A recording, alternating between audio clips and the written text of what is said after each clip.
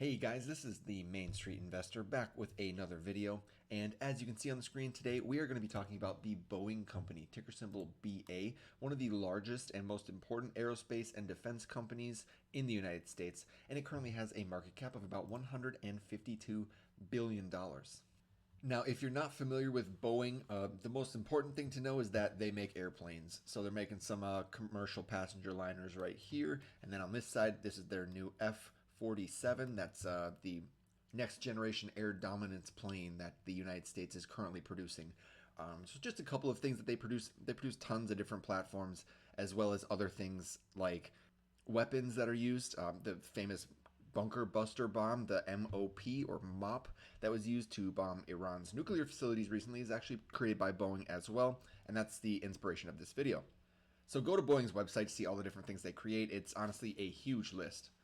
But what I find interesting is that as a business update, they're not focused on building better products. It's about stabilizing the business, improving their execution, and changing culture. Oh, and I guess building on their future, but isn't that always what happens?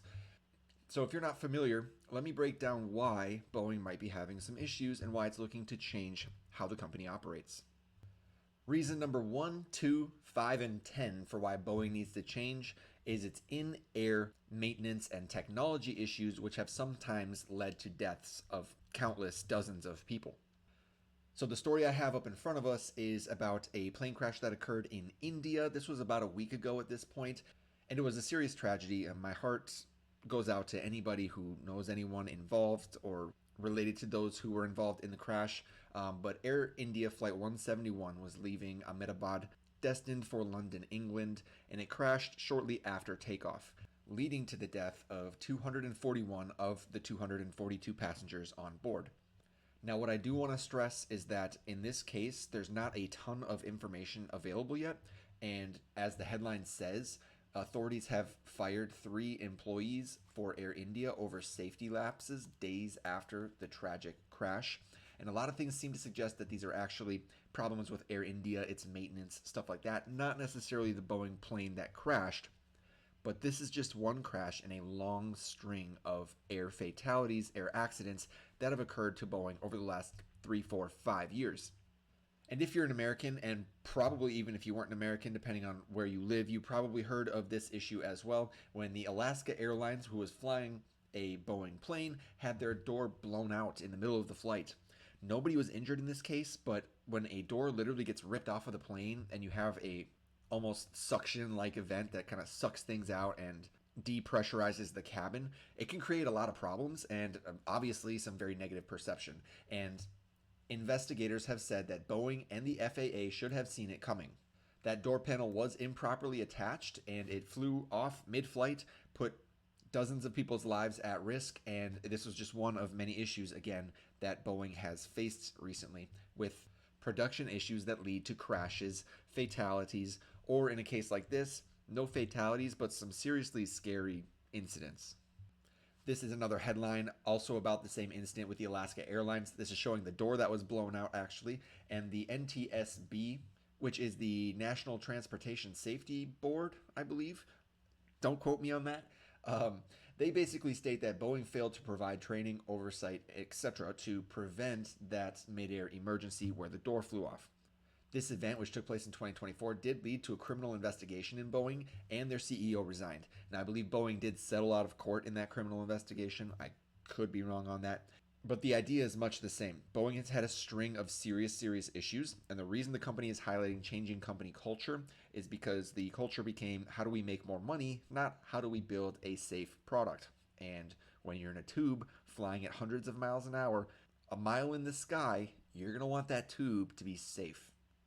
And so before we start looking at the numbers, which, forewarning, they're going to be ugly, please just remember, like this video, subscribe to my channel if you enjoy videos like this, and don't forget to leave a comment down below. Let me know what you think about Boeing, and let me know if there's a stock that you want me to analyze. So with that, let's get into those numbers. So taking a look at the 5-year income statement of the company, we can see that the 5-year revenue CAGR is about 4.5%, which isn't bad for such a large company, to be totally honest, and it is quite stable in its growth with a large bump in 2023, but the general trend is up and it's fairly stably up. The same cannot be said for EBITDA or free cash flow. EBITDA itself is very, very low at 1.6 billion, 1.1 billion, even getting negative here in 2024 and 2025. And the same can be said for free cash flow. Now, taking a look at the company's margins, we can see that in general, they're pretty negative. And with a gross margin even of almost negative 2%, it's pretty obvious that Boeing is struggling very heavily with its finances at the moment.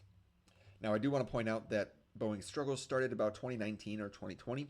So this company is certainly capable of much better margins than you're going to see right now. But for the last 5 years, things have been ugly, and it's really taken a toll on the company's balance sheet. So taking a look at that, we can see that assets, which are represented by this light blue line, are actually beneath their liabilities for every year since 2020, which is not a good sign at all. You generally want to have a company that has more assets than it has liabilities. That's just generally going to be a better investment because the company is in a much better financial situation if that's the case. But what I can point out as being kind of a bright spot is that the company's current ratio, meaning the current assets divided by its current liabilities, is positive. So Boeing does have short-term liquidity available, but if it needed to match all of its liabilities today, it could not do that. Interest coverage has also been ugly, as you would expect with a company that's struggling to make any money at all. So this is not a company that's making enough money to cover its interest payments currently, and it is relying pretty much solely on taking out new debt, issuing shares, as we'll see in a second here, and other financial engineering to meet its liabilities. So taking a look at shares outstanding, Boeing used to be very well known for its share buybacks, but not so much since 2020, since all of these huge issues started arising. And the company's shares outstanding have been growing by 4.63% per year for the last 5 years. And I do want to point out that that rate of growth is accelerating. As we can see, it's a fairly short jump between 2020, 2021, 2022. But once we start hitting 2023, 24, and 25, that growth is starting to speed up. And so Boeing is starting to use Wall Street as its piggy bank as a way to raise cash to meet its liabilities. On Boeing's part, that's not a bad move, but for an investor, that's not what you want to see. We can largely ignore the dividends. The company did pay a dividend back in 2020 at about $2 per share, but they cut that dividend, understandably so, because of all of the issues that the company has been facing. That has led to cancellations in orders, major brand issues, and obviously now negative free cash flow for the most part. Now, what I will say is this price to sales chart might be the most important one we look at the entire time, because all of the others are going to be very heavily skewed by Boeing's just abysmal numbers. So the price to sales does remain fairly constant because we're looking at top line revenues as a way to value the company. And so this might be the best indicator of where the company's value actually is currently. And so over the last 5 years, the average price of sales has been 1.78 times. That is significantly lower than it was before 2020, but because of the issues, it deserves to be low. Currently, that price of sales is sitting at 1.95 times, which represents about a 10% premium over the long-term average. So you could say Boeing is somewhat fairly priced, I guess, for a company that is in a lot of trouble. But me personally, I would be steering clear of this stock until you get at least a fairly heavy discount like we saw in late 2024, late 2023, maybe mid 2022. And with this price to earnings chart, we can see how the rest of the charts are going to look. It's going to be heavily skewed. It's not going to be super helpful in our analysis. As we can see, our current PE is negative 11.6 versus an average of negative 10. It really doesn't tell us much. EBITDA is much the same, with numbers going from extremely negative in 2020 to extremely positive in 2021 and 2022 due to the very low EBITDA, but positive. And now it's back extremely low, again at negative 15. Price to free cash flow also ranges quite a bit due to the fact that free cash flow has been quite negative. And even the company's price to book value has been negative for the entire 5 years. So for most companies that have issues on their bottom line, their EBITDA, their free cash flow, you can still look at price to book to get an idea of its value. But Boeing's book value is negative, and that is causing extremely skewed numbers even in the price to book value. So again, just a sign of the level of trouble this company is going through. Then we have enterprise value to EBITDA, which again looks quite ugly, can't tell us much. We can say the same thing about EV to free cash flow. Of course, dividend yield may have been helpful 10 years ago, but today with no dividend, there's really not much to talk about, which leads us to the company's drawdown chart. So we can see that Boeing's most recent high was made all the way back in 2019, and ever since then, the problems have been getting worse.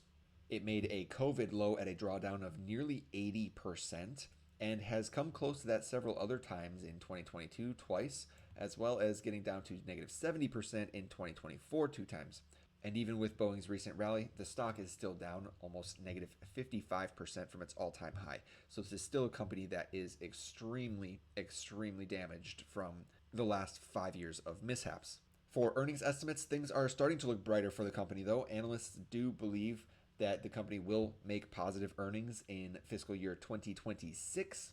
But I do want to note that those estimates have been getting more and more bearish over time. As we can see, 6 months ago, analysts were expecting the company to make $1 per share this year, and current estimates are now sitting at negative $1.30. So Boeing can change quickly. I wouldn't take these estimates as law because the company, again, is going through some serious issues, and sometimes those issues persist longer than anybody expects. But if analysts are correct, they currently expect Boeing to make about $6.86 per share by fiscal year 2027.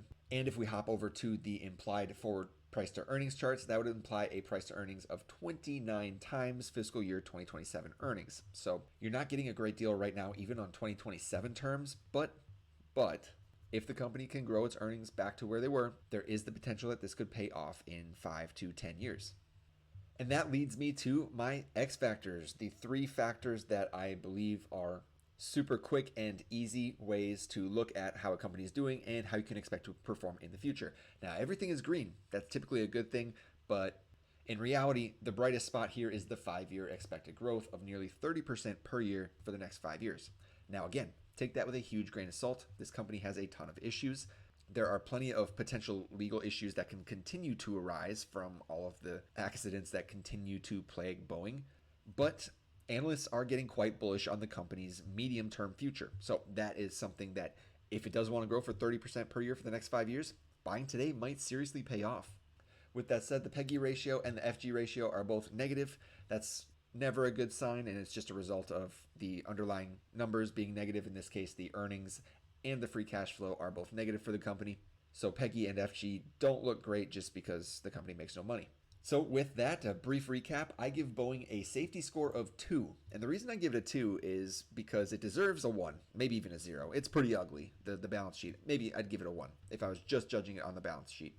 What bumps it up a point is the fact that this company is so intertwined with American industry, especially the American defense apparatus, that it simply cannot just go under. The US government will not allow Boeing to just disappear off the face of the earth. So this is a company that, if you want to make a bet, will it be around in 50 years? I think it will be. Will it make you money over that time frame? That's a little bit more questionable, and that's why it gets a safety score of 2. Quality is also a 2. Again, this company is going through a lot of crap right now, and it's not making any money. It's burning cash piles right now, but it has a very solid IP. There's tons of technology that Boeing has, a lot of it classified even that we're not even aware of. So the company does have some really, really good intellectual property that it can use to bounce back once it is able to finally figure out its engineering and PR issues. As far as value is concerned, I give it a 1. It's better than 0. I mean, long-term value is there if the company is able to return to its previous profitability circa before 2019. But that is quite a gamble at this point. The company's turnaround has been forecasted for the last 2 or 3 years, and it just continues to not turn around. So I wouldn't say you have great value today unless you are serious about waiting 10, 20, 30 years to see a return on your investment. Finally, X Factors gets a 1. I mean, the 30% expected growth rate is excellent. There's not a ton of companies that can do that, but the reason that number is so high is because, well, Boeing is starting from such a terrible place. The PEGI and the FG ratio say that the company is not even worth looking further into, again, because they're negative. So that's why it gets a score of 1. And if we tally that all up, final score is 6 out of 15 for Boeing. This is the worst stock I have reviewed in this new format. It's really not surprising given just how terrible the headlines have been for Boeing over the last 5 years. And so I think it's pretty safe to say, for me at least, this company is a wait and see type company. Let the turnaround start. Let things start working out for Boeing, then decide if you want to invest in the company. Because in my opinion, and this is just my opinion, if you're investing today, you're basically just gambling that Boeing will turn everything around. And yes, I do think the company will turn around, but will it turn around in a highly profitable way? That is the question. So with all of that, Just a quick reminder that these are all my thoughts. They are not financial advice. Please do remember to like the video and subscribe to my channel if you enjoy videos like this. And let me know, is there a stock that you want me to take a look at? Because I would be happy to do that. And with all that said, guys, I hope you have an amazing day.